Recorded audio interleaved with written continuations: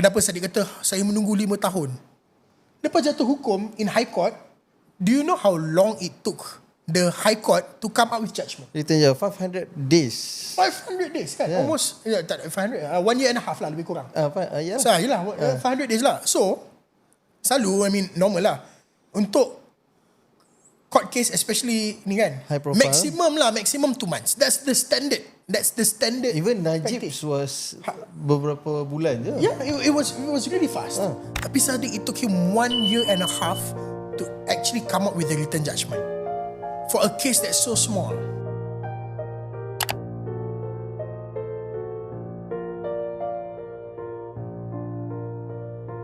Assalamualaikum warahmatullahi wabarakatuh. Dan akhirnya hari ini kita dapat episod special yang kita dah lama tunggu, iaitu episod yang akan membincangkan kronologi kes YB Syed Saddiq. Kita dah lama nak dapatkan guest ni dan susah nak dapatkan dia, dan we went through a lot sebenarnya. Not a lot lah. Kita pujuk dia untuk dia datang dan share apa yang telah dia lalui sepanjang kes ni. Saya pernah buat perkongsian sebelum ni tentang sedikit konteks berkenaan dengan kes ni. Kita pernah lukis-lukis siapa yang terlibat, apa jawatan-jawatan orang dan sebagainya. Dan guest kita hari ini adalah orang yang sangat dekat dengan kes. Saya nak memperkenalkan saudara Ulia. Saudara Ulia adalah mantan G5 bagi Armada Bersatu, dan beliau juga merupakan ahli Majlis Tertinggi bagi Bersatu dulu. Jadi untuk mendapatkan story yang lebih betul-betul mendalam dan lebih real time dari segi kronologi, saya rasa saya tak boleh dapatkan orang yang lebih baik daripada saudara Ulia. Yang itu saya nak bagikan floor untuk intro sikit untuk saudara Ulia. Assalamualaikum Rashid, apa khabar semua? Terima kasih kepada semua pendengar podcast ini. Terima kasih juga kepada Station Podcast. Saya rasa Station Podcast dah banyak kali pun cuba mendapatkan saya, tapi sebelum ni, to be honest, saya cuba untuk tidak bagi banyak komen. Sebab apa? Sebab saya merupakan SP3. SP3 ni merupakan salah satu saksi utama lah di dalam kes YB Syed Saddiq ni. Kenapa saya jadi saksi utama ni? Kerana sebenarnya saya terlibat dengan Parti Bersatu ni, Rashid, daripada awal lagi. Nombor keahlian saya 0000060. Kalau orang kata, kalau bahasa simple dia ahli ke-60 macam tu lah. Awal tapi juga betul? Awal, saya memang antara yang paling awal lah. Waktu Armada tu nak mula tu, dia bermula dengan saya dengan YB Syed Saddiq, dua orang ni. Kita yang bina parti ni bersama-sama, kita yang ambil SP13 jadi bendahari, kita yang ambil SP-SP lain lah jadi seterusnya dan sebagainya lah. Jadi boleh kata daripada awal penubuhan parti tu, kesusahan dia, apa masalah yang berlaku pada parti, saya alami lah. Dan sejujurnya, macam tadi Rashid sebut, saya juga berbeza sedikit daripada armada-armada yang lain, sebab di dalam Majlis Pimpinan Tertinggi Bersatu dulu ada 2 orang sahaja, anak muda ataupun pemimpin pemuda atau armada ni yang berada dalam Majlis Pimpinan Tertinggi, iaitu YB Syed Saddiq dan saya sendirilah. Jadi kami berdua berada dalam Majlis Pimpinan Tertinggi di peringkat pusat, dan di armada tu sendiri saya merupakan ketua penerangan, dan saya jugalah salah seorang orang panggil G5 of the party. G5 ni kalau dalam kes YB Syed Saddiq ni banyak disebut lah G5, perjumpaan G5, mesyuarat G5 berlaku atau tidak dan sebagainya. Jadi saya sangat terlibat lah dengan kes ni. Alhamdulillah, kes pun kita tengah tunggu judgement daripada judge. Saya harap dipermudahkan lah urusan ini, tapi sebab apa yang saya kata sekarang ni tak boleh mempengaruhi keputusan judge, jadi saya rasa okey je untuk saya kongsikan apa yang berlaku, macam mana kronologi dia, dan macam mana saya nak bagi orang lebih faham apa yang berlaku ke atas YB Syed Saddiq ni, dan bagaimana pada pendapat saya merupakan satu tindakan yang zalim dan tidak adil lah. Terima kasih banyak-banyak Ulia. Okay Ulia, saya rasa introduction tadi kepada audience kita dah selesai. So lepas ni saya nak minta kalau boleh kita casual lah. Okay. Like how kita berbual biasa lah. Macam kita lepak-lepak 5 jam hari tu lah. Betul. Okay, so lepak-lepak yang macam hari tu yang Ulia refer tu adalah hari tu masa berapa jam aku dah proses memujuk. Ya, memujuk untuk menjadikan episod ni. I think dekat 4 jam. Dekat 4 jam untuk memujuk untuk jadikan episod ni. Sebab aku faham, honestly, sebab kau memang sangat dekat sangat dekat dengan kes dan engkau adalah saksi yang boleh dikatakan very consistent from beginning till the end of the case berbanding ada saksi-saksi lain yang mungkin tak berapa nak konsisten dan today lain, besok lain dan sebagainya lah. Tapi we don't want to go there first. Aku lebih nak mendengar kepada macam apa yang kau cakap tadi, saat-saat daripada segi kronologi, kerana sebab benda ni bersatu dulu kan. So kita mungkin boleh dengar daripada kau dari segi bersatu tu dulu. Macam tadi kau cakap even bendahari tadi ni pun SP13 ni pun semua adalah daripada korang yang scout diorang dan sebagainya, ambil diorang. So dari segi perspektif itu, awalnya masa nak masuk ke pilihan raya masa tu, kita tahu yang parti bersatu tu time tu dah diharamkan atau di-ban lah oleh ROS pada masa tu. Dia kata kalau if I'm not wrong, and correct me if I'm wrong, dia kata disuruh bubar sementara sekurang-kurangnya pada masa tu kan. Lepas tu logo tak boleh digunakan, nama tak boleh digunakan untuk kempen dan sebagainya kan. But fundraising apa semua ni berlaku adalah dekat-dekat dengan pilihan raya masa tu. Jadi adakah macam mana benda ni connect ni? So we need the explanation daripada kau. Okay, Rashid, saya rasa kalau aku kau lah senang. Macam biasa everyday. Aku rasa Rashid, kalau kita nak faham isu bersatu ni, aku rasa kita kena tengok balik daripada awal penubuhan. Okay. Bersatu ni parti baru, parti kecil. Waktu Tan Sri Muhyiddin nak buat parti ni, waktu Tun Mahathir mulakan dengan deklarasi rakyat, asalnya waktu saya dijemput jadi ahli parti ni pun mula saya tak berapa nak yakin sangat lah kan. Tapi selepas saya lihat objektif waktu PRU 18 tu, waktu kita nak tukar kerajaan dan sebagainya, saya merupakan itu satu tanggungjawab lah. Orang kata kita dah dapat peluang tu, the opportunity is for me to actually be part of the change. So saya pun bersetuju untuk bersama dengan parti ni. Jadi parti ni kita bergerak dengan almost zero funds. Kalau ingat, memang kalau kawan-kawan saya, personal friends ke apa semua, memang tahulah betapa struggle-nya kami untuk mulakan dengan parti ni. Kita bukan parti yang besar atau parti yang lama yang dah ada berbilion-bilion duit kan. Kita parti kecil, parti baru. Waktu tu kita guna ASB kami. Saya punya ASB tinggal RM48 je untuk PRU 18, tidur dekat office kan. Saya pula orang Kedah, jadi nak datang KL ni bukan jauh, bukan ada duit nak tidur hotel ke Airbnb kan. Jadi kita orang, everybody sacrifice a lot of things. Kita orang memang orang kata memang fokus betul-betul untuk perjuangan untuk pastikan PRU 2018 tu kita dapat ubah kerajaan dan kita boleh menang lah. Okey. Dalam proses tu banyak ujian yang kita alami. Tadi saya sebut pasal kewangan ni, itu ujian yang paling besar lah. Kan pernah saya dengan Sadiq ni menjual baju kat tepi jalan sebab kita orang tak cukup duit minyak nak patah balik ke KL lepas kita orang bagi ceramah. Waktu tu kami pula umur bukannya sekarang ni kita umur dah 30-an. Waktu tu kami baru early 20s kan, 25 kan, 26 kan. Masing-masing pun belum ada enough income lagi, belum ada saving lagi. So benda-benda tu semua orang kata kesusahan-kesusahan yang kami lalui lah. Tak cukup dengan tu, waktu tu kerajaan rejim sewaktu tu pula lagi menyukarkan kehidupan kami.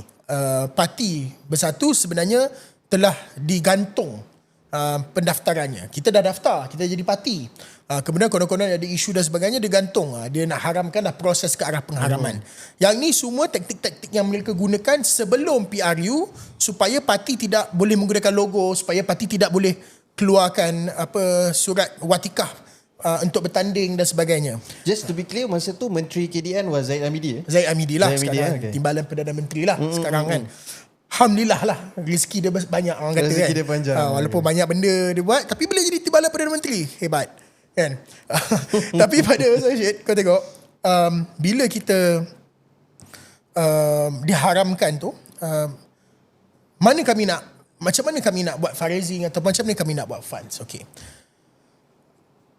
Tapi tadi sebelum aku go on pasal fundraising ni, nak kena clear cut dulu. Fundraising ni ada dua jenis. Okay. Fundraising, ada fundraising yang kita panggil fundraising armada atau fundraising pemuda lah.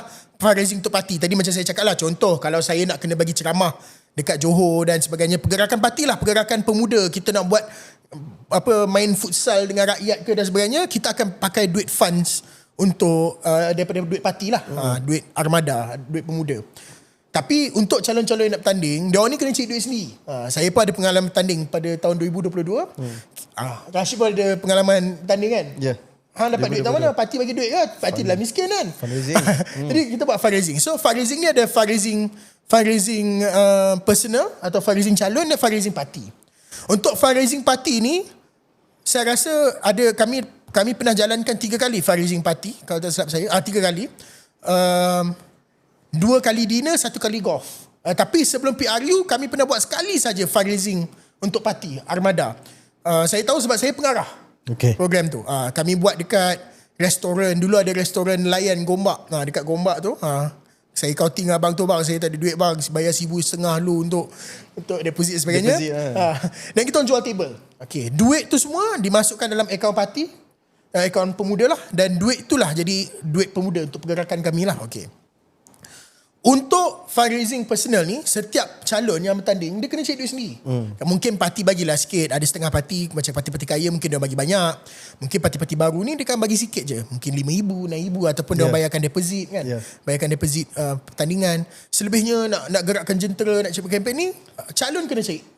Tadi just to be clear, mungkin takut tak ada konteks. Bila kau cakap bayar deposit tu lah deposit pilihan raya. Deposit pilihan yang raya. Bayar kepada Majlis Bandar Raya, bayar kepada SPR. SPR ya. Deposit SPR, bukan deposit benda lain lah. So, contohlah. So, bila kita cakap, bila hang sebut pasal fundraising ni, kita kena jelas fundraising ni ada 2 jenis. Fundraising parti dengan fundraising calon. So, kalau kata fundraising parti selalunya digerakkan oleh ahli-ahli parti, oleh MP, oleh G5 macam saya, Exco dan Exco saya, kami akan gerakkan fundraising parti ni. Untuk fundraising personal, fundraising calon, dia akan digerakkan oleh tim dia sendiri. So itu satu perbezaan, normal practice and people need to understand lah. Jadi dalam konteks Syed Saddiq ni very simple. Saddiq ni dia ada kena 2 charge lah. Orang kata dia ada 4 charge tapi untuk 2 kes. Satu pertama kes pasal pengeluaran wang RM1 juta. Yang kedua adalah fundraising. Saya nak sebut pasal fundraising dulu. Sebab saya rasa fundraising ni lebih mudah untuk orang faham. Fundraising ni saya Saddiq buat 2 fundraising. Satu di Muar, satu di Ampang. Waktu tu di Palma Hotel, sekarang ni Grand Barakah. Aku tak terlibat langsung, Syed. Pasal apa aku tak terlibat, Syed? Itu fundraising calon. Sebab fundraising calon. Jadi time tu, if I'm not wrong, correct me if I'm wrong, masa tu calon team fundraising dia adalah Hidayah, Amsyah, kan semua tu kan? Amsyah, Hidayah. Team fundraising Muar dan Ampang ni tak ada satu pun daripada budak Armada. Tak ada kena-mengena. Tak ada kena-mengena. Yang ni semua tim dia, kawan-kawan universiti dia. Yang Armada dalam tu Armada tu Saddiq ya. Sebab dia calon. Sebab dia calon. So fundraising tu adalah fundraising Syed Saddiq. Bukan fundraising Armada, fundraising Syed Saddiq. Kan? Budak tu ialah budak umur 26 nak bertanding parlimen. Kali pertama. Duit nak cari paling kurang pun at least kena $500,000. Where do you expect this boy to find the money? The party is not going to give you that kind of funds. So Syed Saddiq pun terpaksa ataupun Syed Saddiq pun buatlah fundraising 2 kali. Satu di Muar, satu di Palma. Di Muar saya hadir sebagai tetamu. Saya beli table juga. Saya beli kerusi lah nak support kawan-kawan yang pasal kan. Dan selebihnya di Ampang saya tak hadir pun. Nak tunjukkan Rashid memang ini bukan program parti. Faham. Habis program ni dia pun dapatlah fund tu. Sebelum program tu dia nak cari fund ni, dia duk fikir, mana aku nak buh duit ni? Contoh Rashid, aku nak bertanding ni. Hang tolong, hang nak support aku boleh tak?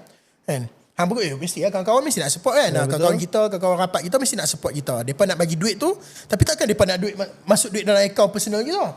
So mereka masuk duit tahu mana? Kat sini lah Saddiq kata, boleh tak kita cari satu syarikat yang boleh mengosongkan akaun. Duit tu masuk dalam akaun syarikat. Kenapa masuk akaun syarikat, Syed? Audit lah. Sebab akaun syarikat kita boleh clear cut dia punya movement, audit, kita tahulah duit dah.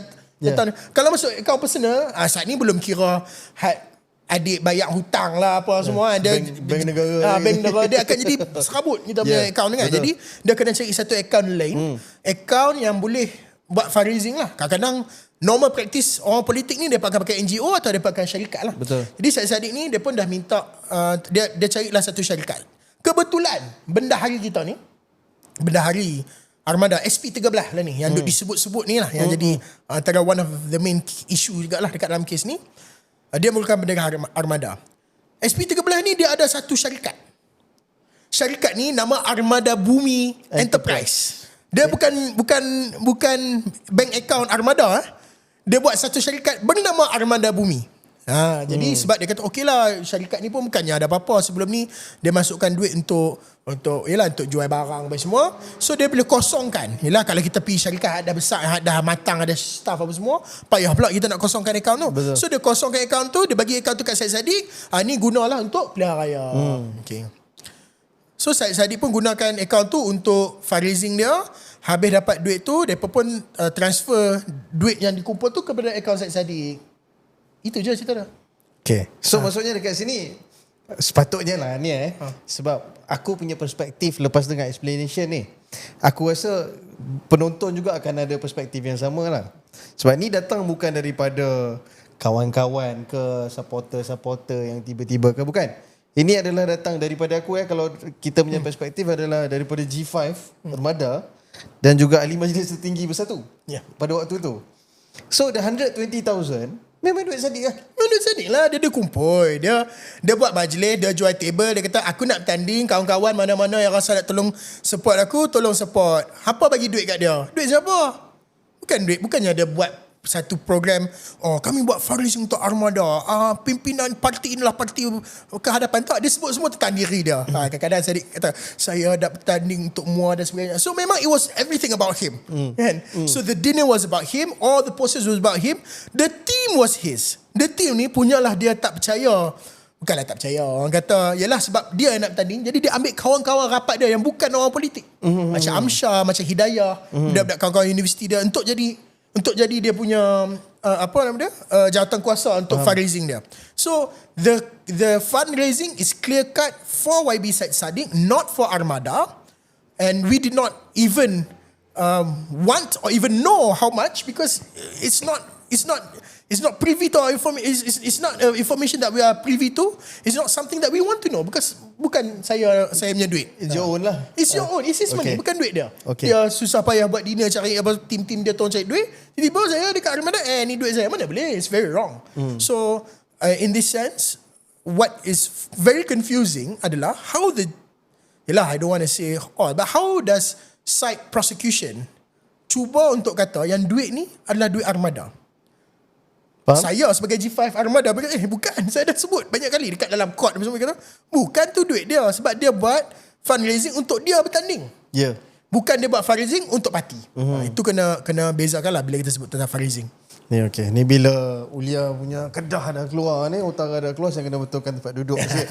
So nak start panas betul ni. Tadi susah sikit bila cakap KL ni dia jadi dia kata tak lepas kan. Bila kita cakap Kedah ni dia more natural, kita boleh terus keluar cerita apa yang berlaku. Apa nak tahu apa, malam ni saya boleh cerita lama tak keluar cerita-cerita ni. Malam ni saya cerita lah. Okay, that comes to the point. Bila ni, okay, sebab there are two sums of money. Dia ada dua jumlah duit. Satu adalah 120,000 yang baru kejap kau cerita. The other sum of money is 1 million ringgit.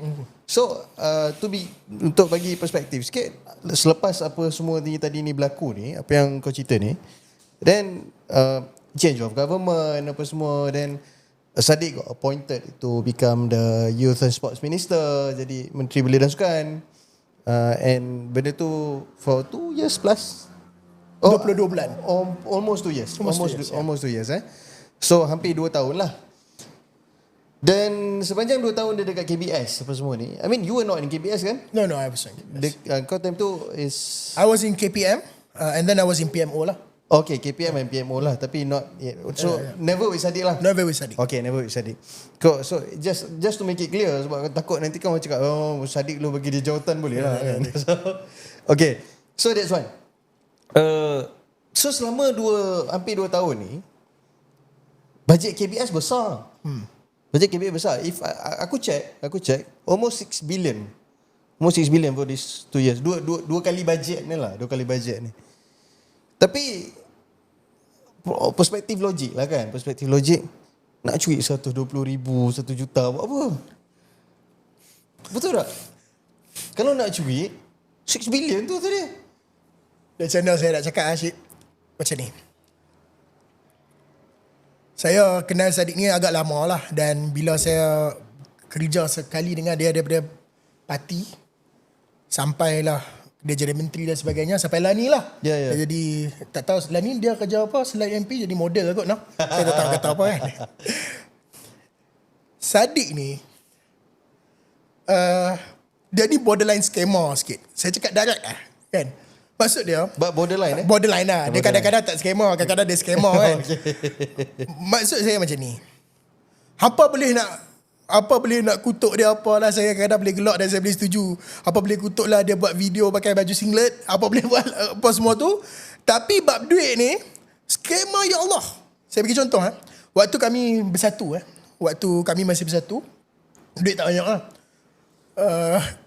Kami nak kena withdraw duit 2,000 daripada akaun kan. Waktu tu dah dekat kan. 2,000 je? RM2,000. Okay. Yeah. Tiba dia panggil, bro, are you free? Can you please come to me? Saya pun okay lah, saya pergi jumpa dia. Yes, what's up bro? Dan dia pun panggil seorang lagi bendahari, seorang lagi PSU, kami 3 orang berjalan daripada bangunan Selangor tu, Yayasan Selangor, pergi ke M-Corp Mall, withdraw duit. Tengok I withdraw 2,000 Oh, winners lah. Pagi kami jadi saksi untuk withdraw 2,000. Aku punya sakit hati rasa, ya Allah, budak ni punya scammer kan. Tu I said. So this boy, you can say a lot of things about him. We can disagree with his policies. We can disagree with how he brings himself sometimes. I mean, those are all debatable.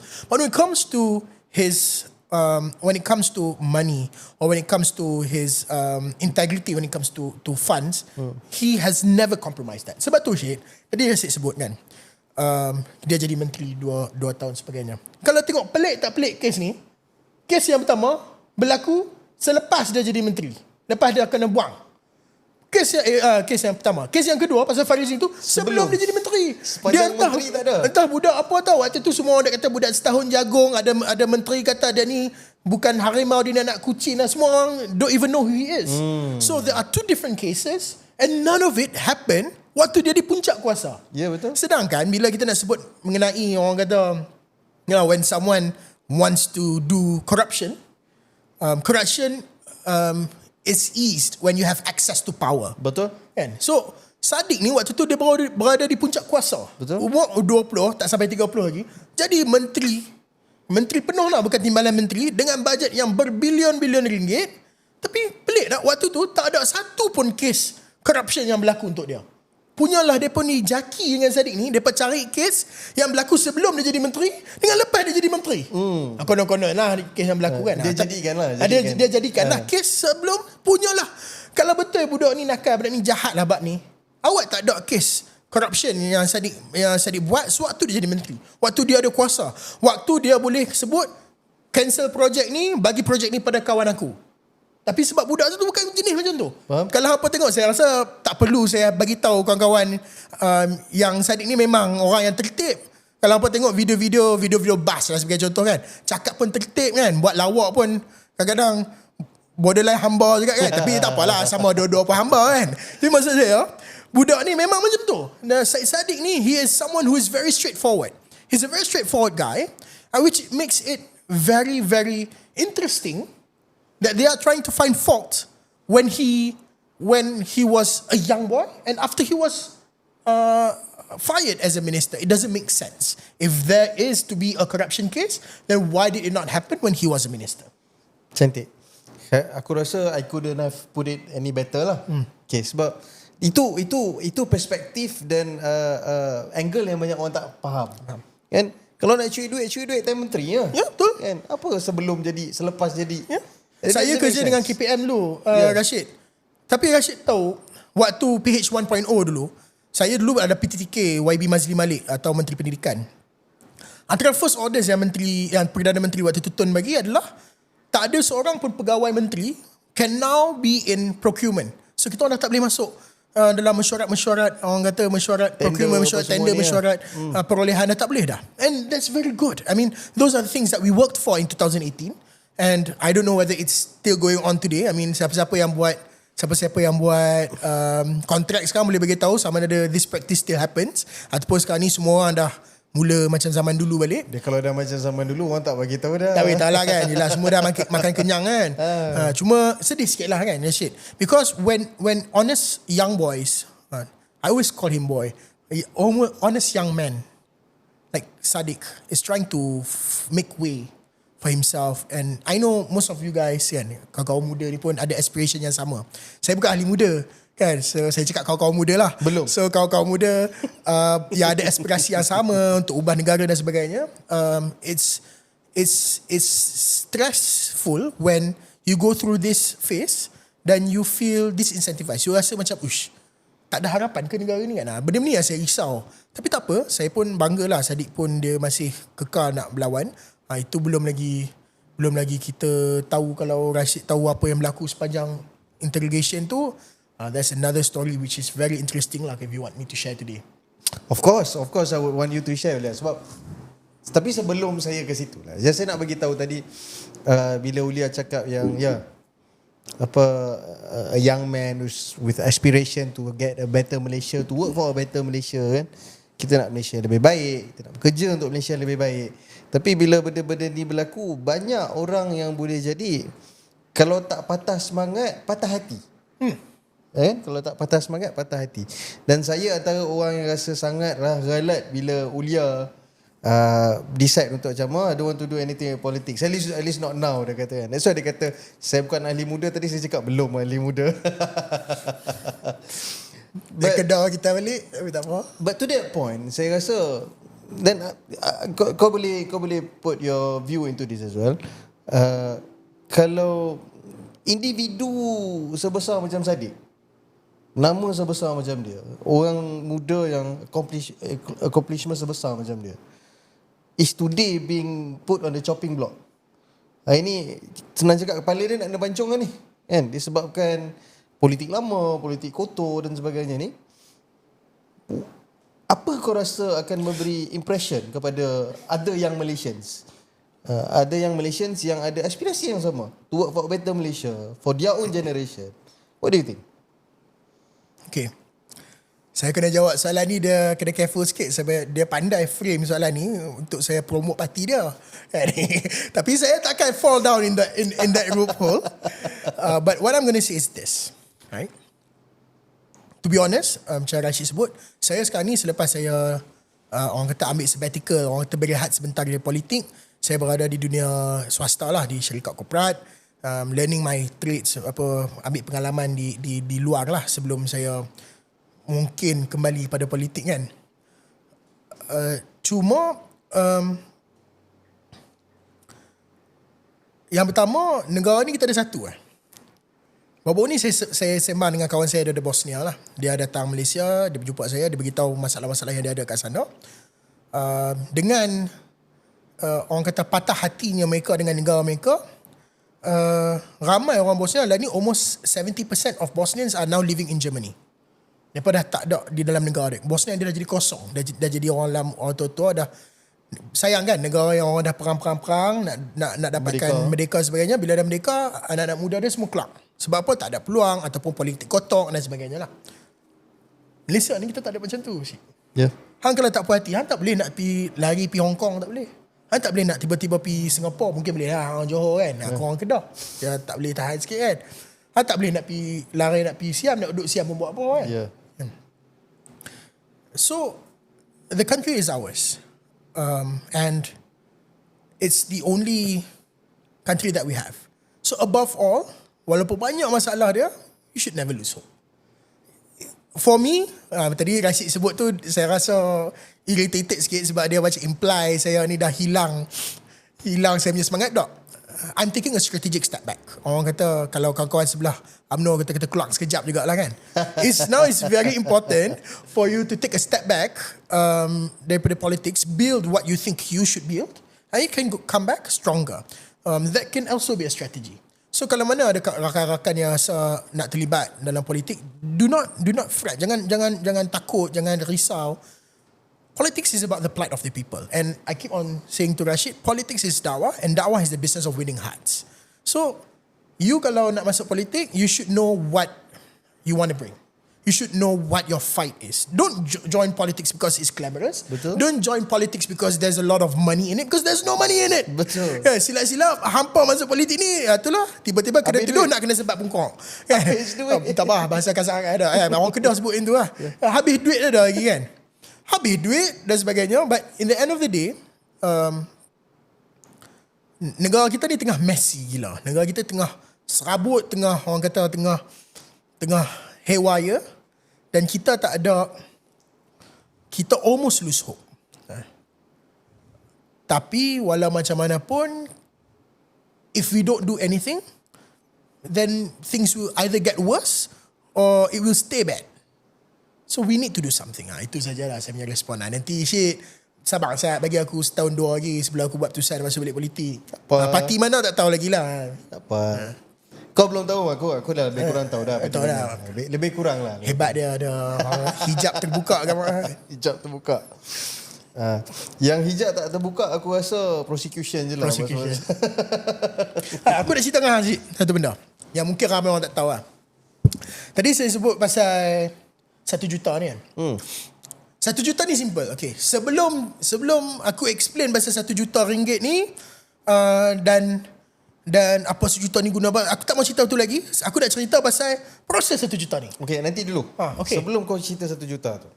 Okay, tadi kan bila aku cakap tadi 2 tahun dia jadi menteri and all, no money loss, no cases, no corruption, no nothing. And then Sheraton. Okay. Then Sheraton happen. So semasa Sheraton happen ni, time tu duit semua 1 juta apa semua memang dah ada dalam account lah. Okay, ada? Semua dah dalam account lah. So dari segi timeline tu, in between tu duit yang dalam account tu semua perbelanjaan tak dipersoalkan. Tak dipersoalkan Okay. So that means 1 juta apa semua duit yang dia cerita yang dipersoalkan ni adalah semasa Sheraton berlaku, duit yang dah ada dalam account masa tu. Betul? Betul. Okay. Please go back to your 1 million. Kita tambah sikit kot. Sebelum Sheraton tu berlaku, okay, kami buat fundraising kami yang ketiga untuk parti. Okay. Bukan fundraising personal lah, ni fundraising parti. Fundraising untuk Armada ada 3 kali. Okay. 1 kali sebelum kita jadi government, 2 kali selepas kami jadi government lah. Yang pertama kali sebelum kami jadi government, kami buat yang saya sebut tadi di restoran Layan Gombak. Kami jual table dan sebagainya. Kami dapat sikit lah, kami dapat dalam berpuluh ribu lah kami, tapi tak sampai juta lah. Okay. Yang kali kedua, kami buat fundraising dengan program golf. Okay. Program golf ni kami memang terlibat, kami buat fundraising, kami jual macam biasalah, kita jual table lah, jual apa semua, jual sorti dan sebagainya. So kita buat program golf.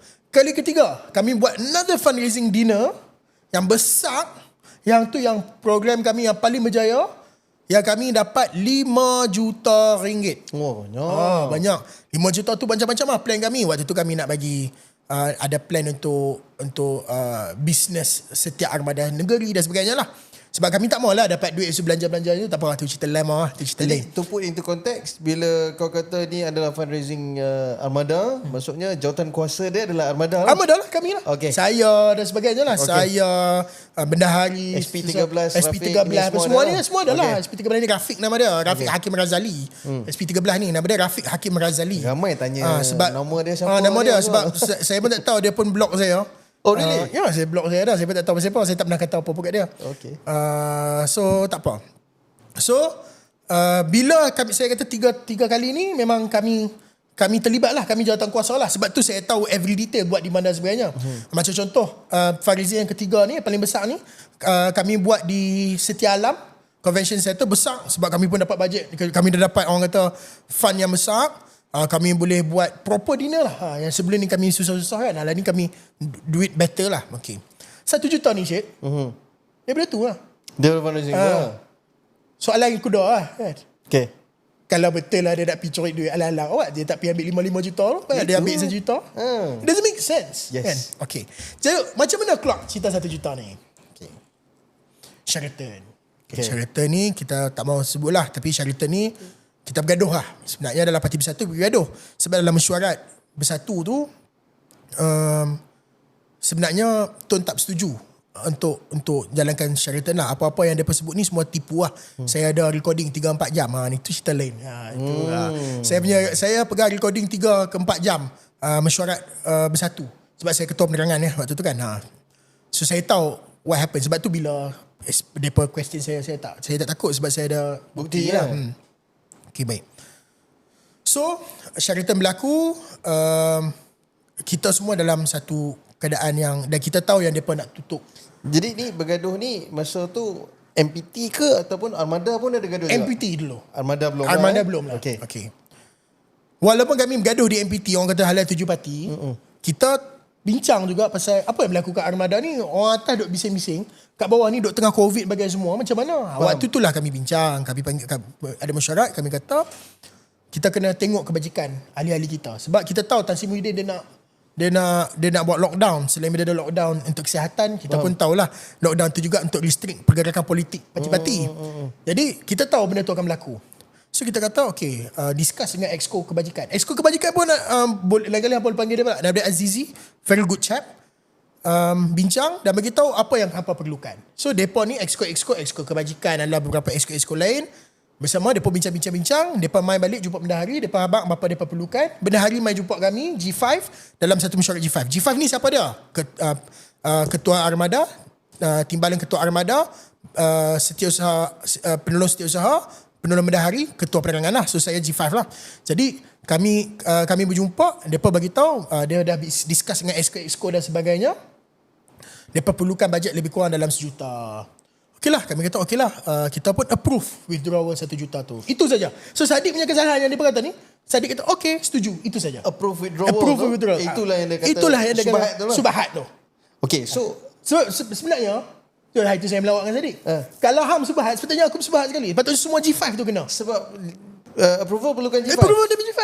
Bukan satu orang lah. Bukan satu orang. Approval dari G5. Maksudnya bukan approval perlukan G5, tapi approval itu diberikan dalam mesyuarat G5.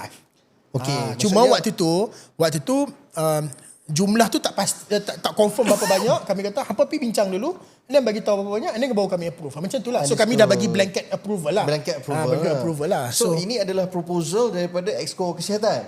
Exco Kebajikan. Exco Kebajikan. Exco Kebajikan dan Bendahari. SP13. Exco Kebajikan dan Bendahari yang buat proposal ni. Proposal. Mereka yang bagi tahu kami perlukan banyak sekian. Bendahari adalah SP13. SP13 lah. Rafiq Hakim Razali ni. Rafiq Hakim Razali lah. Yang saksi ni sekarang ni. Yang saksi yang dia kata YB Said Sadiq ni arahkan dia tu.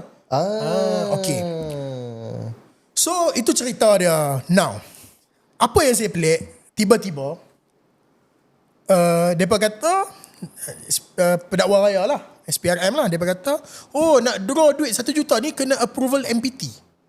Syed, saya ni MPT. Okey. Saya ni MPT. Daripada awal pun, daripada mesyuarat pertama MPT di Yayasan Kepimpinan Perdana, kali pertama mesyuarat MPT, sampailah hari terakhir kami semua kena buang bagi semua, tak pernah ada sekali pun mesyuarat MPT membincangkan atau meluluskan bajet. Sekali pun tak pernah. Semua fundraiser, semua duit yang pernah kumpul dalam akaun Bersatu, dalam akaun Armada, dalam Sri Kandi. Tak pernah. Tak pernah. Perbelanjaan pilihan raya tak pernah pun mendapat kelulusan MPT. Tak pernah sekali pun. Wow. Jadi tiba-tiba nak draw 1 juta ni untuk bagi kebajikan ni.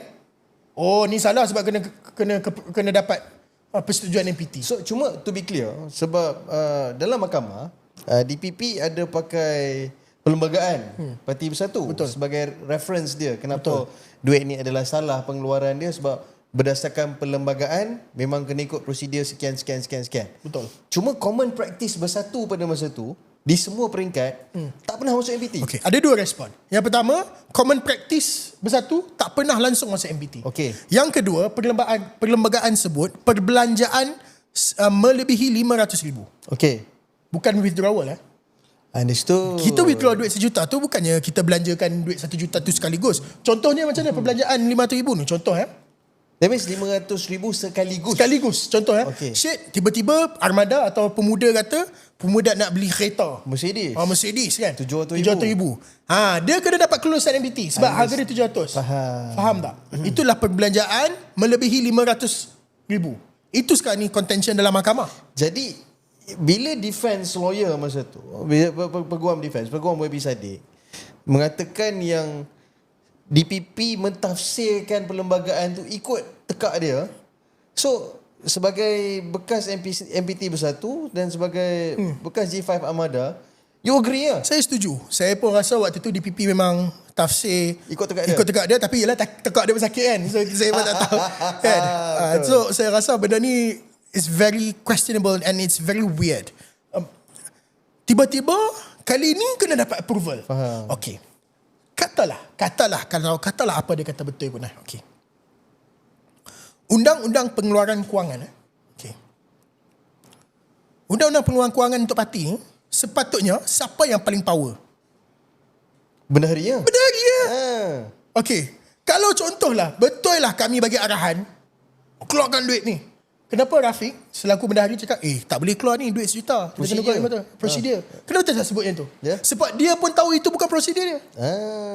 If it is a wrong procedure, he was bendahari pemuda from day one, he would have advised us, we cannot withdraw this money at one go. Sebab mengikut perlembagaan adalah sekian, sekian. Ya. Sama macam contoh, kalau saya kata, okeylah, kalau YB Said Saddiq kata dalam perbincangan kita, okeylah kita nak keluarkan kita nak buat PC petang ni pukul 1 kan. Saya sebagai ketua penerangan, sebab itu saya kata minta maaf ketua, petang ni tak boleh sebab pukul 1 tu solat Jumaat. Sebagai contoh lah kan. Maksudnya setiap daripada exco ni kita ada tugasan kita sendiri. Jadi bendahari ni, kalau katalah pengeluaran itu tidak dibenarkan oleh perlembagaan parti, dia abanglah. Tapi mereka memang minta bajet sejuta, tapi kita tak boleh keluar sejuta sekaligus. Kenapa dia tak beritahu? Betul. Sebab it's nonsense. Peraturan tu nonsense. Peraturan tu never happen. Peraturan tu mengenai perbelanjaan, bukan mengenai withdrawal. Dan parti tak pernah mengamalkan langsung meminta kebenaran daripada MPT untuk pengeluaran wang. Faham. Jelas sikit kan? Jelas banyak. Dia pelik sikit lah macam mana YB Saddiq. Tu saya habaq kat Saddiq, hang ni aku kesian kat hang. Dia kalau kata hang belanja RM200 beli KFC pun aku okey lagi lah. Ni duit tu 1 sen pun tak masuk kat hang, tiba nak kena tiba bungkuk kan. Masa orang Kedah minta maaf. Sebelum kita berhenti rehat, sekarang kita nak berhenti rehat sekejap lagi. Saya nak clearkan satu benda. Tadi sebab kita sentuh bendahari dan prosedur dan sebagainya. Bila keluarkan duit ni, yang boleh keluarkan duit ni siapa? Signatory untuk keluar duit ni ada 3 orang. Okay. Yang pertama adalah bendahari, yang kedua adalah Setiausaha Agung, penolong setiausaha, yang ketiga adalah ketua armada lah. Okay. Jadi kat sini ada Rafiq Hakim Razali selaku SP13, lepas tu ada Rezwan Syafi lah, dia PSU, saya pun tak ingat ada SQ berapa. Kemudian YB Said Saddiq lah sebagai ketua. Okay. Tapi dalam kes ni, pengeluaran duit tu tak dapat tanda tangan Said Saddiq pun. Sebab dikeluarkan oleh, perlukan 2 signature. Dia perlukan 2 signature je. Dia ada 3 orang boleh keluarkan, tapi perlukan 2 signature. 2 orang yang keluarkan duit ni adalah Rafiq dengan Rezwan. Bukannya YB Said Saddiq yang sign untuk keluarkan duit ni, tak ada, bukan. So dia tak sign, dia tak keluarkan, duit tu tak pergi kat dia. Dia tak pegang langsung duit, tak pernah pegang pun duit tu. Tak pernah pegang pun duit tu. Duit tu keluar sebab proposal daripada bendahari, cadangan daripada bendahari dengan exco kebajikan. Tapi dia yang salah. Dia yang kena masuk penjara 10 tahun, dia nak kena sebat. Ada tak? Itu saya kata untuk ini adalah suatu yang saya rasa semua orang kena fikirkan. Sementara tu mungkin kita boleh rehat seketika dan kita akan sambung selepas ni. Selamat kembali ke podcast Apa Kata Muda. Tadi first half banyak heavy stuff, but I think we are gonna go on a more heavier journey. Sebab in this part aku mungkin nak tanya lebih in terms of how the investigation actually starts. Sebab ni sekarang we get the picture where the money is from, money tu masuk dalam, the monies go to which account, siapa manage account ni, request untuk withdrawal daripada siapa, sign check siapa yang sign, ni semua kita dah dapat ni. Okay. But macam mana investigation tu bermula? Okay. Investigation ni bermula pada satu hari Saddiq maklumkan yang duit dia hilang kat rumah. Dia ada kehilangan wang lah dalam RM250,000 kalau saya ingat, kalau tak silap saya angka dia dekat dalam peti simpanan dia di rumah, duit cash yang dia dengan keluarga dia gunalah. Ni rumah KL, rumah Muar? Rumah KL lah. Jadi dia tanya kawan-kawan dia, dia tak tanya saya lagi lah sebab dia tanya tim dia. Okay. Saya orang parti kan, saya bukan dalam tim dia. Jadi tim dia kata yalah duit tu duit personal dia apa semua, jadi report lah pada polis. Jadi dia pun report lah pada polis. Hari ni report polis, esok SPRM masuk. So yang report polis adalah Pasal kehilangan duit tu. ya, tim Sadiq yang report bersama Sadiq. Syed Saddiq yang report sendiri. Oh, dia report dia sendiri? report sendiri, duit dia hilang. SPM datang rumah SPM dia. sama rumah dia. So waktu SPM datang rumah dia orang mulalah tanya soalan macam-macam. Okay. So saya panggil waktu SPM punya investigation ni, saya panggil fishing expedition lah. Ya, duit yang hilang tu, is it the 250,000 tu? Tu duit daripada mana? Duit dia lah, duit personal dia dengan Oh, tu mak duit personal dia lah. So dia kata duit dia hilang. Okay. Duit hang hilang nak buat apa? Report polis lah. Dia report lah polis. Okay. Itu cerita dia. Okay. Lepas tu esoknya tu SPM datang dan SPM mula kita panggil fishing expedition. Fishing expedition ni dia mula cari kesalahan lah. Dia mula panggil kami satu-satu. Dia mula panggil lah staff-staff dan sebagainya lah. Okay. Peliknya sampai hari ni RM250 tu, RM250,000 yang hilang first dia buat report tu, sampai hari ni tak solve lagi isu tu. Apa yang berlaku adalah mereka pergi charge dia pasal benda-benda lain ni. Ramai orang salah faham, Syed. Mereka duk kata, oh tapi dia simpan duit dia hilang kat rumah. Apa yang dia kena ni bukan pasal duit yang hilang tu. Tak ada kena-mengena, Tak ada betul. kena langsung. Duit dia hilang, dia report polis. Duit apa hilang, apa buat apa? Apa report polis? Lepas tu mereka main masuk, mereka pergi cari-cari, cubalah macam-macam investigation guru-guru tiba-tiba charge dengan benda-benda yang lain lah. Itu kita panggil fishing expedition. Orang kata ekspedisi mencari hasil lautan kan. Dia tebak jala, dia tebak kan. Dia tengok sekat mana yang dapat, itu dia pun ambil lah. Faham. Okay, ni pelik sikit. Saya rasa penting untuk kita tahu macam mana proses dia panggil. Yang pertama sekali, banyak isu-isu yang berlaku sewaktu investigation SPRM. Sebab tu dalam defense pertama, dalam High Court, dalam Mahkamah Tinggi, mereka sebut pasal kesalahan ataupun masalah-masalah yang dilakukan oleh SPRM lah sewaktu sepanjang investigation. Saya boleh bagi beberapa contoh lah. Contoh, sewaktu mereka pegang Rafiq. Waktu mereka ambil Rafiq, SP13, bendahari, untuk investigation, fine. Sewaktu tu kami semua ni juga dipanggil untuk siasatan lah. Saya pun dipanggil, Hidayah pun dipanggil.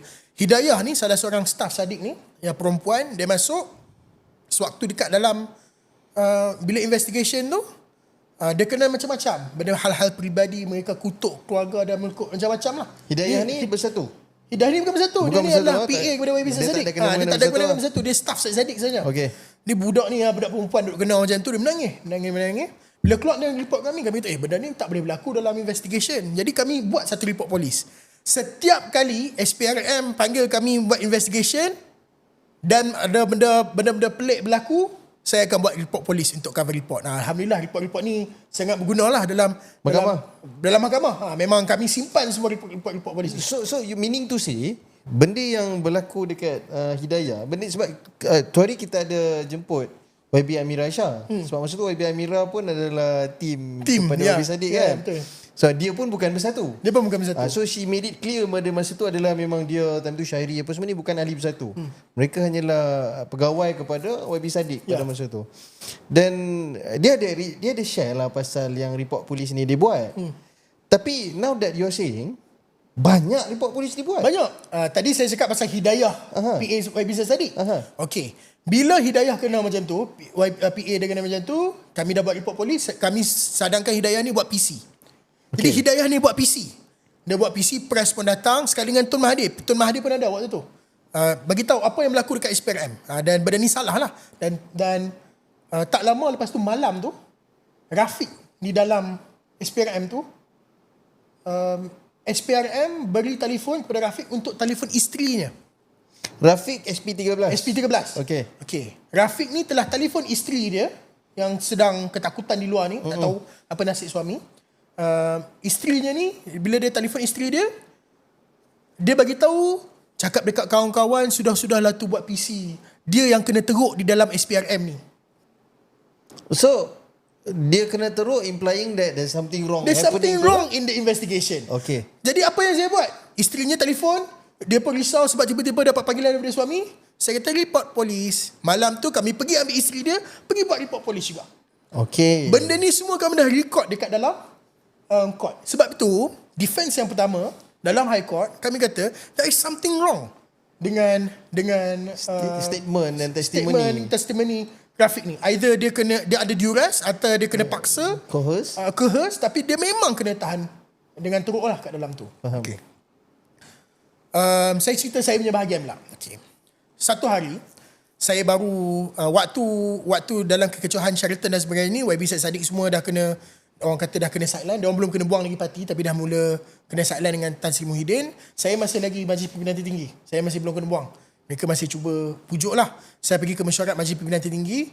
Balik daripada Majlis Pimpinan Tertinggi itu, sepatutnya saya nak berjumpa dengan salah seorang saksi juga, daripada Hanan. So Hanan ni on the way untuk ambil saya dari rumah. Saya tunggu je. Tunggu kat bawah tu. Saya rasa dekat 2 jam kot. Tak dapat sampai. Saya pun telefon Hanan ni. Hanan tak angkat kan. Saya telefon Hanan ni, dia pergi dengan Adam, ada seorang kawan kami lah. Adam pun tak angkat. Saya pelik, mana mereka ni kan, accident ke apa. Kita takut lah apa berlaku, dah lah macam-macam tengah berlaku kan.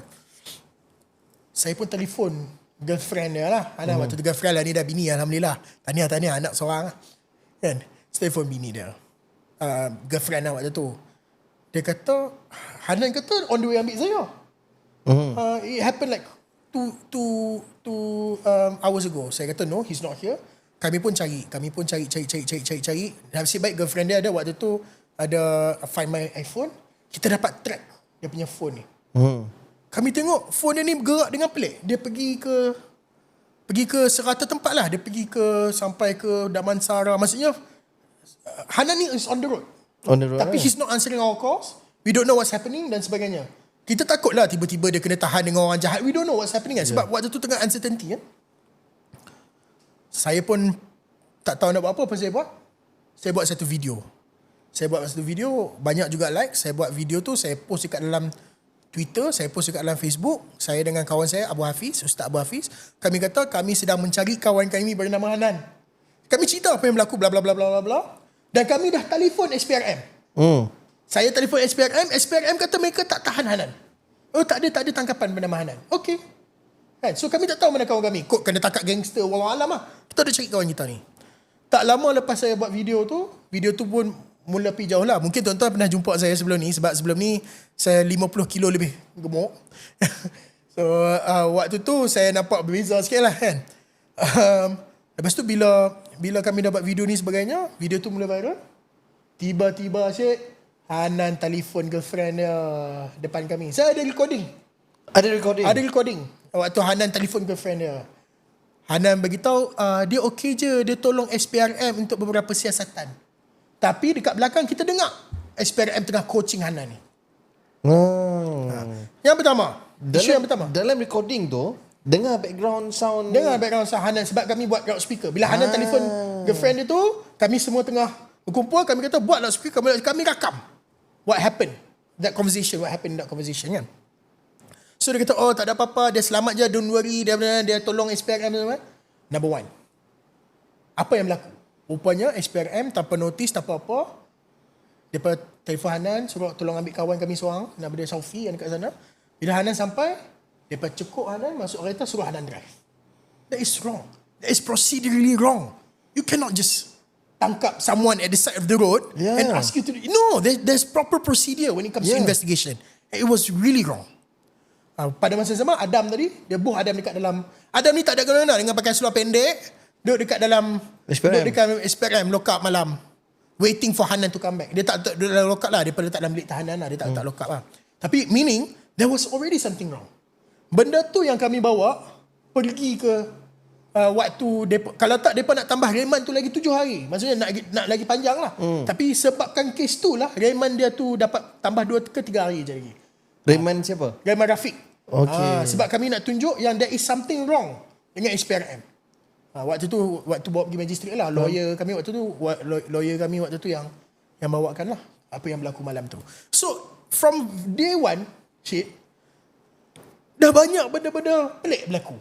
Okay. Waktu saya masuk, first time saya masuk SPRM. So masa tu kau dipanggil? Aku belum panggil. Yang kes ni semua aku belum panggil. Bila aku dah mula lantang, aku dah mula buat video bagi semua. Tak lama lepas tu dia WhatsApp aku. Dia Okay. WhatsApp suruh aku hadir lah. Okay. Tapi aku ni keras sikit. Ni shit aku cakap. Aku nak ada proper notice. Okay. Nak panggil aku jangan nak WhatsApp aku. Nak panggil aku have a proper notice. Nah, lagipun kau memang ada legal background. So Betul tak? so I know what the procedure is lah kan. So if you want to call me, you don't just call me, Encik Ulia, can you come? No. Yeah. Who are you? How should I know who you are? You want to call me, you come up with the proper notice. Waktu saya tahulah SPM bengang lah. Dia orang kata Ulia ni apa orang kata menyusahkan kerja dia orang lah. Tapi it's okay. I give credit to them sebab dia orang buat notice juga. Dia buat notice, dia orang panggil. Once I got the notice, I pergi SPRM. What happened in my first day? Masuk-masuk, mereka mai, maki-maki, marah-marah, tendang-tendang, they were very rude. With you? With me. And I asked question. Sekejap. Saya ni OKT ke saksi? Sebab saya notice saya panggil saksi. Tapi kenapa macam ni? I said, I'm not going to say anything until you become civil. And then saya diam. Sampai mereka really cool down lah. Kalau tak, they were really rude. They were really rude. And they was really rude lah. Saya tak maulah ulang-ulang bahasa-bahasa kasar kan. Tapi point dia, is that how you actually run an interrogation? Dan bukannya saya kena interrogate ni sebagai But actually kan OKT, tapi sebagai saksi. Actually, for me kan, you can actually demonstrate what kind of things they say and everything so that our viewers boleh faham tau. Sebab I mean sebab we somehow around the case, kita tahu perkataan-perkataan but I am not there. So it's not my place untuk share. Kan, so aku kalau boleh nak dapatkan kau minta contoh-contoh. What are the things that they say? So when they came in, they were really rude. Dia kata apa kau ni apa mau menyusahkan lah all those kata macam kimak lah apa semua. I'm sorry Memang maki Memang maki. Memang dia literally maki kami. Out of nowhere. Out of nowhere. It was not only me, it was also Hidayah, it was most of us yang kena panggil interrogation sebagai saksi Semua kena maki. Semua kena maki. First thing kena maki. Macam setengah orang yang mungkin macam Hidayah seperempuan mungkin dia takut sikit, dia akan breakdown lah. Macam saya macam hang panggil aku untuk as a saksi, dan kenapa lain aku macam aku tertuduh ni kan? Be civil or not, I'm going to say anything. So the situation was really tense. So when I decided to be clear, baru they spoke properly with me lah. And then the next time they called me, barulah I think it was a proper room apa semua lah, proper investigation. So my statement that I gave to SPRM in 2020 is exactly the same with my statement that I gave to the court in 2023. Shit. Saya tak pernah tengok statement saya bagi kat SPRM, saya tanda tangan. So dah lah, bukannya saya ada kopi ke apa. Tak ada, betul lah. Sebab ni interrogation kan, bukannya saya buat report polis saya ada kopi. Ni interrogation, dia orang ambil saya punya kenyataan, saya tanda tangan. So kenyataan yang saya bagi pada SPRM pada tahun 2020 sama dengan kenyataan yang saya bagi pada tahun 2023. Okay. Sebab tu lawyer YB Said Saddiq defense pada Court of Appeal ni, dia bawa saya punya case lah. Dia kata SP3, saya SP3 lah. SP3, Saudara Ulia ni statement dia paling konsisten. Comparable dengan orang lain. Okay. Tapi DPP ni, yang ni saya geram sikit lah dengan DPP. Saya tak apa, saya maafkan lah. Kerja kita faham menurut perintah kan. Tapi dia cuba draw a picture yang saya ni sebenarnya tak konsisten. Maksudnya, dia kata saya lupa saya berada di mana dan sebagainya. Okay. Cerita dia macam ni, Syed. Pada tahun 2020 dengan tahun 2023, berapa tahun, Mizo? 3 tahun lah. 3 tahun lah kan. Soalan yang dia kata saya tak konsisten macam ni. Dia tanya saya, pada satu hari bulan sekian, awak di mana? Saya tak ingat. 3 tahun dulu. 3 tahun dulu, saya tak ingat. So saya kata, pada esoknya, 2 hari bulan, sekian awak di mana? Saya tak ingat. Kan? Pada saya tak ingat. Saya kata, saya tak ingat saya berada di mana, tapi saya berada di KL. Kan? Faham? Sebab kalau apa-apa saya nak dipanggil, mudah untuk saya datang. Tapi saya tak balik Kedah dan sebagainya. Ini semua recorded dalam statement dalam mahkamah. So saya kata saya tak ingat, tetapi saya ada di KL. Sebab mudah untuk saya berjumpa. Jadi dia nak kata, bila saya kata saya tak ingat tu, maksudnya Tak konsisten. The problem is, Dave, Syed, kalau saya bagi tahu kat dia, pagi contoh lah, saya kata, pagi tu saya ada di rumah YB Said Saddiq. Tapi kod pagi tu saya pergi breakfast dekat mall ke? Sebab dia bertahun. It was 3 years ago. I cannot remember exactly timing pagi tu saya kat mana, tengah hari kat mana, petang kat mana. Tapi saya kata, throughout that 3 days, throughout the 3 days yang dia question me, I was in KL. I tak keluar daripada KL because I kept on meeting Said Saddiq because of whatever happened. So those are isu-isu yang berlaku lah. So sebab tu bila bila dia kata he crushed my case dengan inconsistency ni, I feel that it was a bit weird. Just because there were issues of, I can't remember in the morning of second hari bulan I was where, it does not negate anything because in my other statements daripada proses pengeluaran duit, daripada mesyuarat dan sebagainya, these were all consistent from 2020 until 2023. So yang irrelevant questions tadi ni to the case, itu yang dianggap inconsistent. Itu yang dianggap inconsistent. Itu yang saya rasa macam, I mean, I can't say it's irrelevant lah. I mean, that's the way that they try to paint the picture. But Understood. yeah. So basically, other than you, Hanan, Rafiq sendiri, YB Sadiq, how many police reports were there? I lost count, but there was a lot because every time ada benda-benda pelik berlaku. So maksudnya bukan setiap orang, tapi setiap kali. Setiap kali I mean, I trust the police. I'm someone who I actually trust. I feel that usually police officers can help us too, especially if we get good police officers, right? Jadi bila berlaku something sebagai rakyat, we have the right to actually make a report to cover ourselves.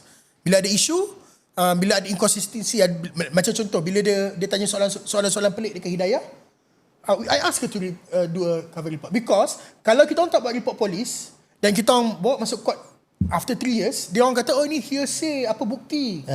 So may as well bila benda-benda pelik ni berlaku, macam contoh waktu Rafiq telefon isteri dia daripada lock up untuk suruh kawan-kawan henti buat PC, saya suruh isteri dia buat report polis. Dan ni alhamdulillah we have already submitted to the court and I hope that the judges really look into this inconsistency yang berlaku waktu investigation.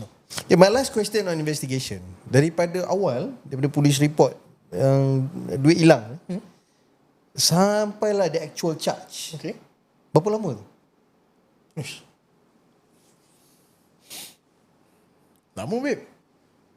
Aku pula actual charge Actual charge was in 2020, end of 2021. So, tapi keputusan jatuh hukum pada 2023, betul? Betul. So, habis first hukum yang jatuh hukum pada Mahkamah Tinggi, it almost took him 3 years tau. So, that means from investigation sampai jatuh hukum? Yeah. One of the reason is sebab dia orang charge lambat lah. Dah selamat lah. So, charge lambat tu satu hal. After jatuh hukum, do you guys know why it took Sadiq, kenapa Sadiq kata saya menunggu 5 tahun? Lepas jatuh hukum in High Court, do you know how long it took the High Court to come up with judgment? dia tanya 500 days. 500 days kan? Yeah. Almost, tak 500, 1 year and a half lah lebih kurang. Ya. So, yelah, 500 days lah. So, selalu, I mean, normal lah. Untuk court case especially ni kan, high profile, maximum 2 months. That's the standard. Even Najib practice. was beberapa bulan je. Yeah, it was really fast. Tapi Sadiq, it took him 1 year and a half to actually come up with a written judgment for a case that's so small. Okay, now that you touch on written judgment, I want to go to the written judgment nanti hujung sikit. Yeah, okay. Tapi maybe I want to ask you more on things that happen in court. Okay. Okay?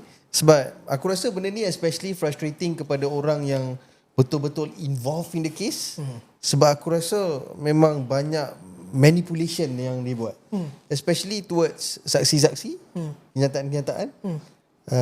Dan benda-benda yang macam tadi lah, very technical punya stuff yang dibuat kepada not only defense but also prosecution punya saksi juga. So masa throughout the case yang berlaku, kau memang selalu dekat court and everything, sit in every hearing, sampailah sekarang. Sampailah sekarang. So other than perangai-perangai sakit tekak and everything ni semua yang mostly ramai dah tahu. Ada ke benda-benda yang berlaku behind in terms of tricks ni yang orang belum dengar dan orang belum tahu lagi? Okay. I have to be very careful on how I frame this. I mean to your how you perceive it lah at least.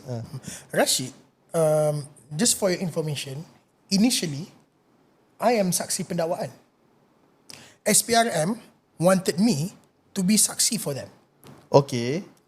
Alongside with my other brothers ni, bendahari, pelbagai semua ni. Bersama dengan orang semua So lah. waktu the first case started, SPRM came to see me dekat Conezion Putrajaya. Okay. They said that, look, we want you to be a saksi for experience.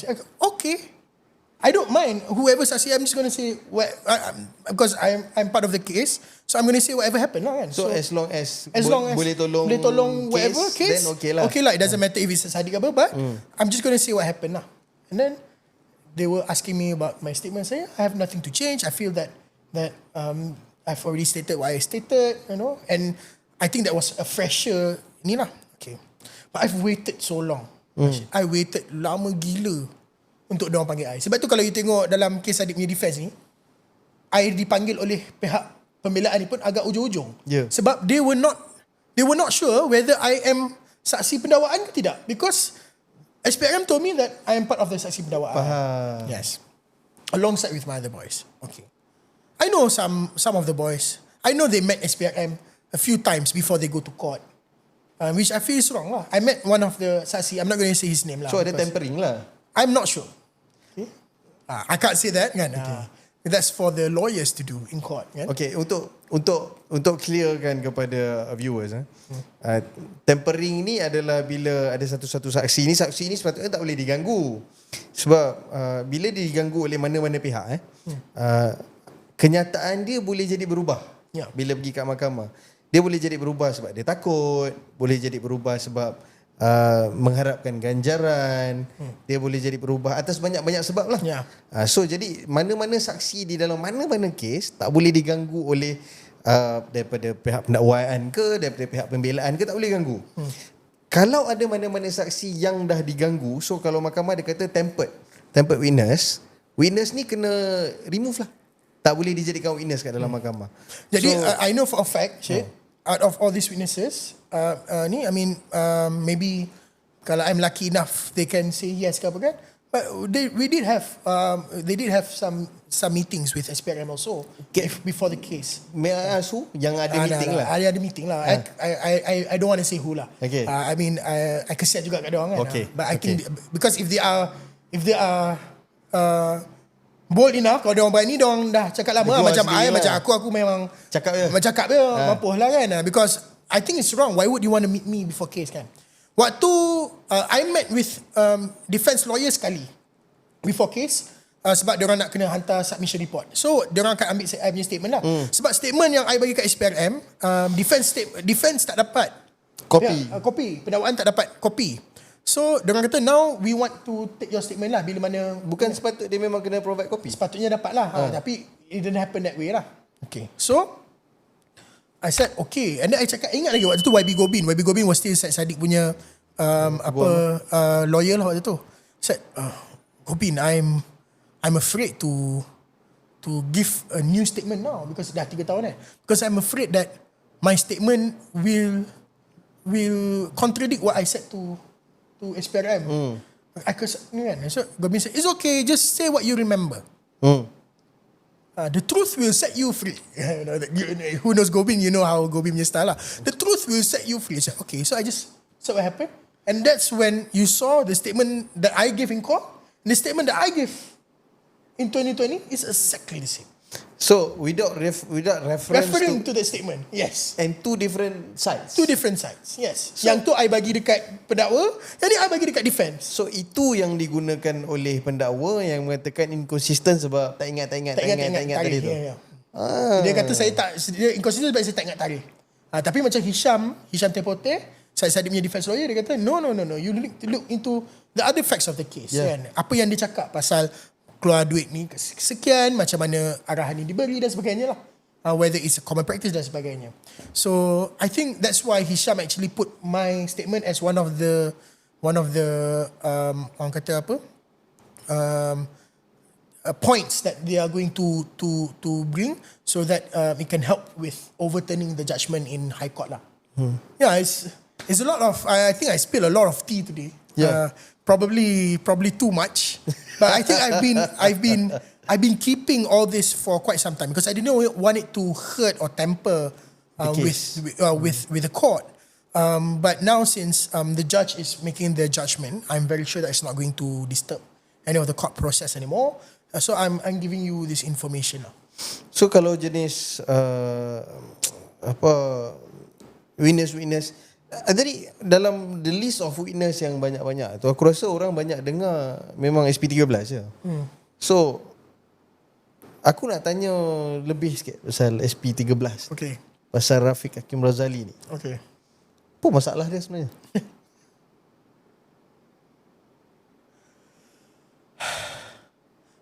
Aku susah sikit tu cakap pasal Rafiq ni. Tapi Rafiq SP13 he was a dear friend.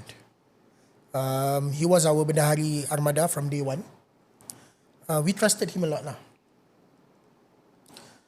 I knew that when during the investigation, when SPRM panggil dia bagi semua, I knew that he broke down. I knew sesiapa, yelah kita ni semua budak-budak baik kan. Kita ni budak-budak skema kan. Rafiq tu pun, he was an engineer by profession dan dulu kerja dengan GLC dan sebagainya. Imagine suddenly put into the hole for 7 days, kena ugut macam-macam. How do you think you feel? Yeah. And this is not something that I say is not happening because dia memang kena ugut. In fact, dia telefon bini dia dan bini dia dapat report polis pun. Beritahu yang dia beritahu, kalau kawan-kawan buat PC, dia kena lagi teruk. So it shows that dia somehow kena stress or under duress dekat dalam tu. So when he went out, I'm very sure that deep inside, he knows that what he said is wrong. But either he has some dirt on him that SPRM asked him to mengaku, or I don't know what. But he knows for a fact, yang sedihnya, duit 1 juta tu yang dikeluarkan tu, he knows for a fact that Sadiq tak sentuh pun duit tu. There was no orders at all. Duit tu guna untuk apa? 400,000 was used to give bantuan COVID first round. Diorang waktu tu COVID kebetulan COVID pula sama masa dengan bulan puasa. Dia bagi kurma lah, bagi bantuan lah, mana armada susah. Boleh tanyalah, we have the list of armada yang dapat bantuan ni pun. Kan? Because Alhamdulillah, that's why I said the Exco kebajikan was actually a good chat. Dia memang keep record siapa dia bagi. Even RM100 dia keep record siapa dia bagi kan. Okay. And the remaining 600,000, it was so big for him to hold that he decided untuk pecahkan duit tu. Kawan ni pegang sikit, kawan ni pegang sikit. Sadiq tak tahu pun. He did it on his authority as bendahari. How can now he go saying that, oh Sadiq suruh clear, oh Sadiq suruh ni. Sadiq doesn't even know half of the names yang dia suruh simpan duit. Like one of the person who holds the money, Daniel.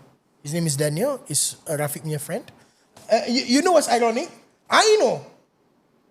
Because satu malam, they call me up, we met dekat Petronas Setiwangsa yang McD tu, dekat dengan McD tu, dekat CIMB tu, ada parking lot, they said, aku takut nak pegang duit banyak, aku nak bagi pecah duit. Aku bagi Daniel punya pejabat kat sini, dia ada safe, he say, okay. So, we know, Sadiq doesn't even know I was there. Tapi ni argument yang digunakan oleh prosecutor Exactly. yang mengatakan niat jahat sebab simpan duit kat pejabat and everything was wrong. Yes. Sadiq tak involved. Sadiq was not involved. It was the bendahari, PSU was there, I was there, because I was invited to be there, Hanan was there, the Exco was there.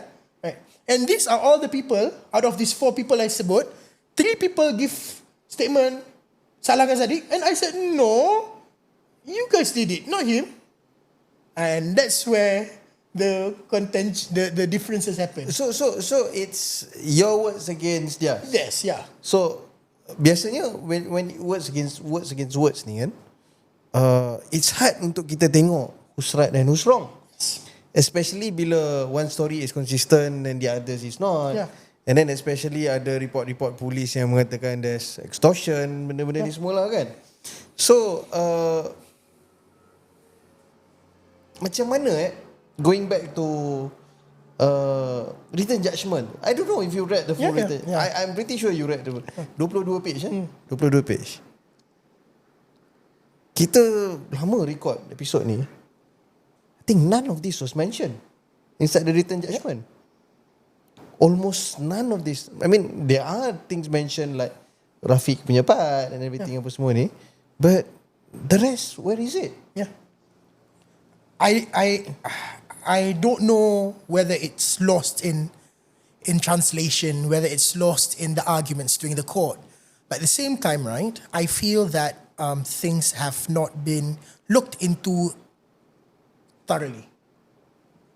So I mean, do you somehow agree dengan Datuk Isham punya statement bila Datuk Isham cakap mungkin ada kekilafan suatu keputusan di Mahkamah Tinggi? I mean, according to the lawyers, I mean, normal lah. I mean, normal. Some judges may err in their decision, and that's the use of the appeals court pun. So I think that's where Datuk Hisham came and he said, look, I don't think you guys are looking this case in a much more broader sense, and you guys need to understand what happened.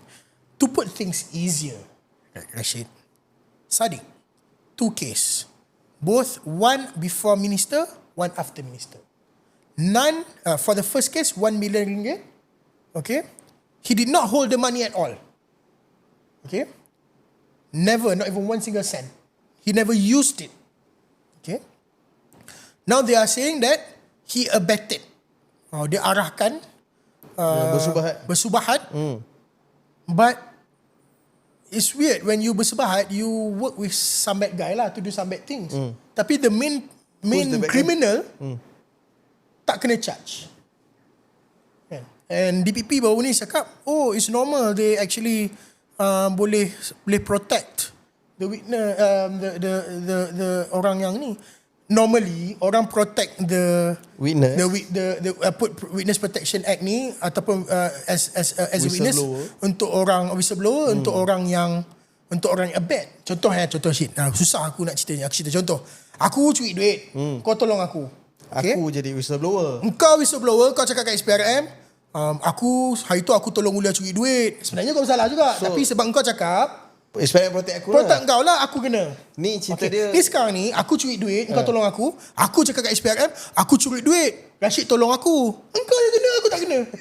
Itu kalau tolong. Itu kalau tolong. Itu lah. yang dia tuduh YB Zaidi tolong. Sekarang ni, apa sense dia orang kata YB Zaidi tolong? So, I mean, from your views, semua kertas, semua dokumen, semua apa ni, tak ada apa-apa pun yang mengatakan memang, I mean, on paper, evidence solid, benda yang kita boleh pegang, yang mengatakan Syed Saddiq memang bersubahat tu memang tak ada, kecuali pada kata-kata diorang ni. Kata-kata diorang sahaja. Hebat. Diorang cuma cakap Saddiq ni bersubahat sebab siapa cakap? Sebab orang yang jual duit tu, SP13 cakap dia yang suruh. Doesn't make sense.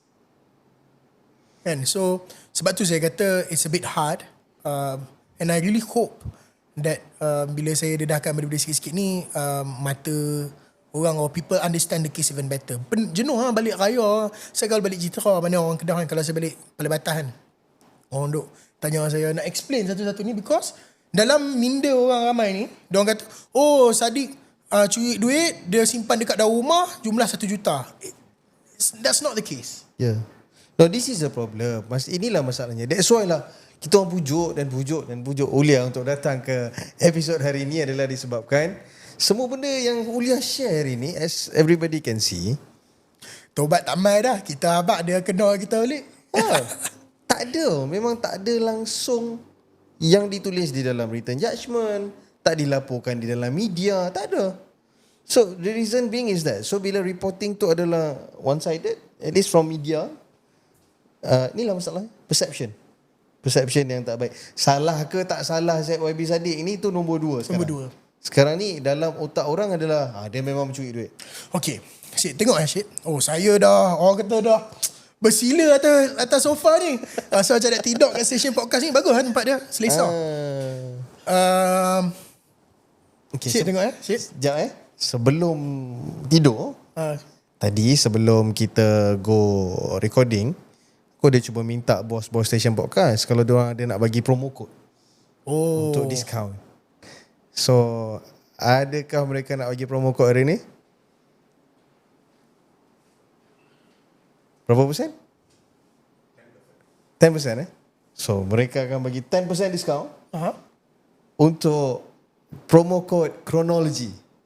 Chronology, spelling dia nanti ada tulis ikut spelling yang ada kat skrin ni, Chronology. So, dengan promo code Chronology, 10% discount. Terima kasih bos-bos Station Podcast sebab sponsor kita hari ni.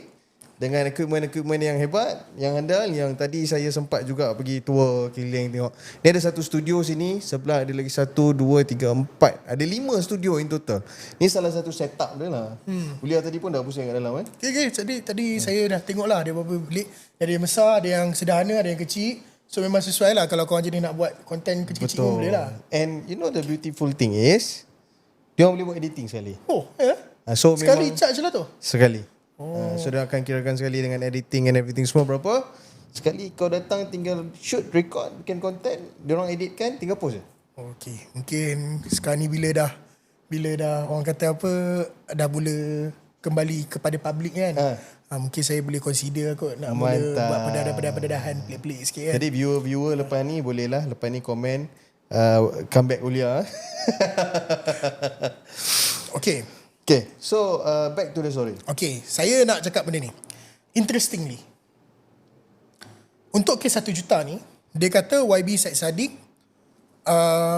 abet ataupun bersubahat untuk keluarkan duit ni lah. Okay. Dia bagi contoh A, B, C. A suruh B bunuh C. Okay. Ini datang daripada pendakwa raya. Dia kata kalau A suruh B bunuh C, walaupun B tak bunuh C, A tetap bersalah, bersubahat. Maksudnya A ni berniat jahat, suruh B bunuh C, walaupun B tak nak bunuh, A tetap bersalah lah. So dia cuba orang kata apa, bagi ni sebagai contoh untuk samakan kes Saddiq ni dengan kes yang dia bawa. Sebenarnya benda ni tak logik, sebab membunuh tu memang dah salah dalam undang-undang. Sekarang ni isu dia, kalaulah yang pertama Saddiq kata tidak, tapi kalaulah betul Saddiq memang arahkan dia untuk keluarkan duit, adakah pengeluaran duit tu salah? Adalah pengeluaran duit tu satu jenayah. So berbalik kepada soal perlembagaan awal sebenarnya tadi tu, tak salah lah. So why are you saying that he abetted something which is not wrong? Understood. So even if he abetted it, is the act a crime? Is the act wrong? Jadi benda-benda macam tu lah. Lainlah kalau dia kata kau keluarkan duit ni, kau cuci duit ni, kan? Kau cuci duit ni, kau beli kereta Porsche dan dia buat. Okey lah, mungkin lagi Saddiq boleh bersalah. Faham. Ni dia kata kami perlukan duit, bajet sekian untuk kebajikan. Okey. Faham. Pum, tiba-tiba Saddiq bersalah. Benda-benda tu yang saya rasa is very problematic dan I think a lot of people need to understand. Walaupun yelah mahkamah is there, but to me, ni personal saya lah. Apa pun berlaku, whatever decision it is, and I hope it goes positive, I will still fight for what happened lah. Kalau lah it goes south, which I hope tak, I will still remain and fight for what's right lah for him. Kesian lah. Saya rasa tak adil lah untuk orang macam ni kena zalim. Faham? Dengan tu saya rasa sangat banyak benda-benda yang kita tak pernah dengar, pendedahan-pendedahan baru, nama-nama yang kita tak pernah dengar juga. Jadi saya pun tak nak panjangkan lagi sebab saya rasa episod kita dah panjang kali ni. Antara paling panjang. Antara yang paling panjang kerana memang Ulia daripada awal memang dia tak bagi can. Ini penat pujuk dia berbaloi untuk pujuk dia datang studio ini. Sebelum saya akhiri sesi kita, Ulia, ada kata-kata akhir?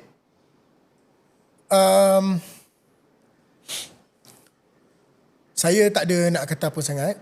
Saya minta untuk semua doakan yang terbaik lah. Negara demokrasi ni, Rashid, dia berdiri atas 3 benda. Eksekutif, legislatif dan judiciary. Kan? Eksekutif ni adalah menteri-menteri, kabinet kan. Kita ni pun boleh setuju, mana-mana kerajaan pun kita tak boleh percaya sepenuhnya pada kuasa eksekutif. Yang keduanya adalah legislatif lah. Legislatif ni adalah dewan rakyat kan. Dewan negara, mereka yang buat undang-undang dekat kita. Dan kita pun boleh setuju, yang kita pun tak boleh percaya 100% kepada ahli politik ataupun MP-MP kita. Ya. Yang ketiga adalah judiciary. Judiciary ni adalah mahkamah. Kalau kita nak percaya adalah pada sistem mahkamah. Dan Alhamdulillah, sebab atas kepercayaan ini dan keyakinan yang negara ini masih lagi ada roh dan maruahnya, kami mengikut prosedur dan proses sampai bawa ke mahkamah rayuan untuk kes ini sebab kami percaya pada sistem kehakiman. Jadi saya harap juga keputusan yang dikeluarkan ni juga tidak mengecewakan kita. Sebab kalau tiga-tiga ni tak boleh pakai, apa ertinya negara sebagai negara yang merdeka? Ya. Jadi saya harap dan doakan keputusan YB Syed Saddiq ni keputusan yang terbaik, dan saya mohonlah untuk semua doakan supaya orang-orang zalim tidak terus dizalimi. Terima kasih banyak Ulia. Dan this is a special episode yang banyak orang tunggu, banyak orang minta. Akhirnya kita dapat bring to everybody. Kita minta semua orang untuk dengar teliti betul-betul, fahamkan betul-betul the chronology dan the details of the case, supaya lepas ni bila ada dengar dekat mana-mana ke ada orang cakap pasal benda ni ke, then you know what's going on, dan anda semua boleh jadi orang yang membetulkan apa yang salah dan boleh membenarkan apa yang dijadikan propaganda ataupun fitnah terhadap satu-satu individu, terutama dalam kes ni adalah YB Syed Saddiq. Terima kasih banyak. Terima kasih juga Station Podcast sekali lagi kerana sponsor kita, dan jangan lupa subscribe channel kita, follow dan like juga Station Podcast. Promo code Chronology untuk 10% diskaun. Pastikan di Station Podcast, dan ini adalah episod Apa Kata Muda. Terima kasih.